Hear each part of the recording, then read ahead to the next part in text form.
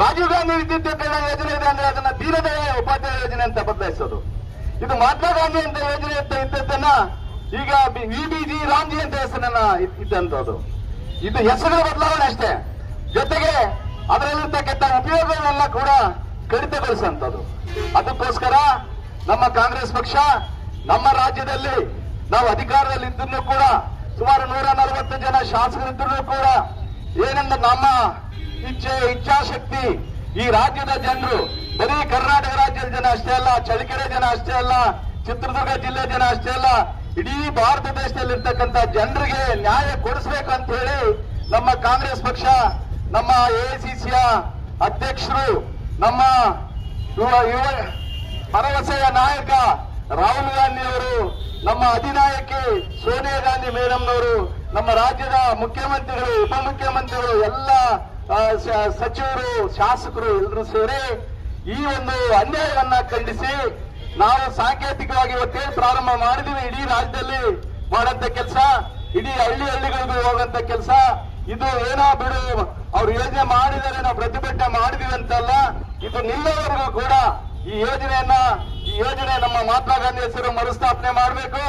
ಜೊತೆಗೆ ಆ ಯೋಜನೆಯಲ್ಲಿದ್ದಂತ ಯಾವ್ಯಾವೆಲ್ಲ ಅನುಕೂಲಗಳಿದ್ದು ಅವ್ರು ಮರುಸ್ಥಾಪನೆ ಮಾಡಬೇಕು ಅನ್ನೋ ಒಂದು ಅಂಶ ನಮ್ಮ ಉದ್ದೇಶ. ಹಾಗಾಗಿ ಈ ಯೋಜನೆ ಇವತ್ತು ಬೆಳಗ್ಗೆಯಿಂದ ನಮ್ಮ ಎಲ್ಲ ಕ್ಷೇತ್ರದ ಜನಪ್ರತಿನಿಧಿಗಳು, ಮಾಜಿ ಜನಪ್ರತಿನಿಧಿಗಳು, ಮುಖಂಡರು, ಇಡೀ ಕ್ಷೇತ್ರದಲ್ಲಿರ್ತಕ್ಕಂಥ 26 ಪಂಚಾಯತಿನ ಎಲ್ಲ ಮುಖಂಡರು ಇಲ್ಲಿ ಭಾಗವಹಿಸಿ ಇವತ್ತು ಇದು ಬೇಕು ಅಂತ ಹೇಳಿ ಎಲ್ಲ ಹಳ್ಳಿ ಸಂಚರಿಸಂತ ಸಂದರ್ಭದಲ್ಲಿ ಪ್ರತಿಯೊಂದು ಹಳ್ಳಿನಲ್ಲಿ ಮಹಿಳೆಯರು, ಬಹುಶಃ ಇದು ಬಿಜೆಪಿ ಅವರು ಅಡ್ವರ್ಟೈಸ್ ಕೊಡ್ತಾರೆ, ನಾವು 125 ದಿವಸದ ಒಂದು ಯೋಜನೆಯನ್ನ ಮಾಡಿದೀವಿ, ನಾವು ಹೆಸರನ್ನ ಬದಲಾವಣೆ ಮಾಡಿದೀವಿ, ಕಾಂಗ್ರೆಸ್ನವರು ಆ ಒಂದು ಯೋಜನೆಯಲ್ಲಿ ಭ್ರಷ್ಟಾಚಾರ ನಡೀತಿತ್ತು ಅಂತ ಹೇಳಿ. ಖಂಡಿತವಾಗ್ಲೂ ಕೂಡ ಎಲ್ಲ ಯೋಜನೆಗಳಲ್ಲಿ ಬೇರೆ ಬೇರೆ ರೀತಿಯಲ್ಲಿ ನ್ಯೂನ್ಯತೆಗಳು ಇರ್ತದೆ, ಅದನ್ನ ಸರಿಪಡಿಸಂತ ಕೆಲಸ ಎಲ್ಲರೂ ಮಾಡಬೇಕು.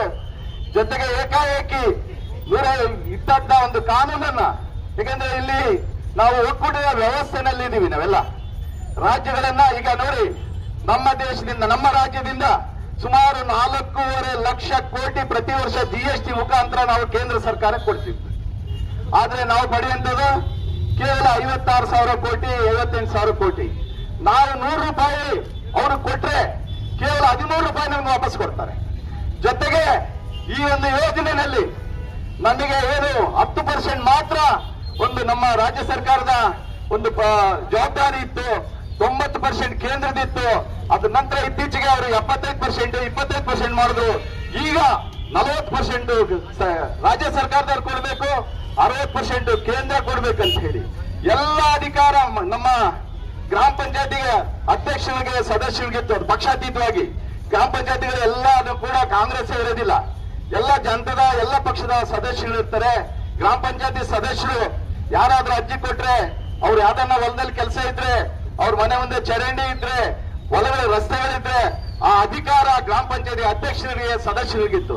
ಈಗ ಅಧಿಕಾರವನ್ನೆಲ್ಲ ತೆಗೆದಿದ್ದಾರೆ. ಅವರು ಈಗ ಯಾವ ಪಂಚಾಯತಿ ಯಾವ ಊರು ಅಂತ ಹೇಳಿ ಅವರು ನಿರ್ಧಾರ ಮಾಡಂತ ಕೆಲಸ. ಜೊತೆಗೆ ರಾಜ್ಯದವರಿಗೆ ಏನು ವ್ಯವಸ್ಥೆನೇ ಇಲ್ಲ. ಏನಪ್ಪ, ಗ್ರಾಮ ಪಂಚಾಯತಿ ಒಂದು ಏಜೆನ್ಸಿ ರೀತಿಯಲ್ಲಿ ಇಂಥ ಒಂದು ಯೋಜನೆಯನ್ನ, ಜೊತೆಗೆ ಇಂಡೈರೆಕ್ಟ್ ಆಗಿ ಇದು ಕಾಂಟ್ರಾಕ್ಟ್ ಕೊಡಂತ ವ್ಯವಸ್ಥೆ ಆಗ್ತಾ ಇದೆ ಈ ಯೋಜನೆ. ಹಾಗಾಗಿ ಇವೆಲ್ಲ ವಿಷಯವನ್ನ ಖಂಡಿಸಿ ನಮ್ಮ ಈ ಪ್ರತಿಭಟನೆ ಇವತ್ತು ಪ್ರಾರಂಭ ಆಗಿದೆ. ರಾಜ್ಯದಲ್ಲಿ ಎಲ್ಲ ಪಂಚಾಯತಿಗಳಲ್ಲಿ, ಹಳ್ಳಿಗಳಲ್ಲಿ ಕೂಡ ಈ ಪ್ರತಿಭಟನೆ ನಡೀತದೆ. ಇದು ಕಾರ್ಯಗತ ಆಗುವವರೆಗೂ ಕೂಡ ಎಲ್ಲ ಹಂತದಲ್ಲಿ ನಾವು ಪ್ರತಿಭಟನೆ ಮಾಡೋದ್ರ ಮುಖಾಂತರ ಈ ಯೋಜನೆಯನ್ನ ಮರುಸ್ಥಾಪನೆ ಮಾಡಬೇಕು, ಈ ಹಕ್ಕನ್ನ ಮರುಸ್ಥಾಪನೆ ಮಾಡಬೇಕು ಅಂತ ಹೇಳಿ ನಮ್ಮೆಲ್ಲರ ಆಶಯ. ಇವತ್ತು ಇಲ್ಲಿ ಸೇರಿರ್ತಕ್ಕಂಥ ಎಲ್ಲ ನಮ್ಮ ಕಾರ್ಯಕರ್ತರು, ಮುಖಂಡರಿಗೆ ಈ ಒಂದು ಸಭೆ ಮುಖಾಂತರ ಧನ್ಯವಾದ.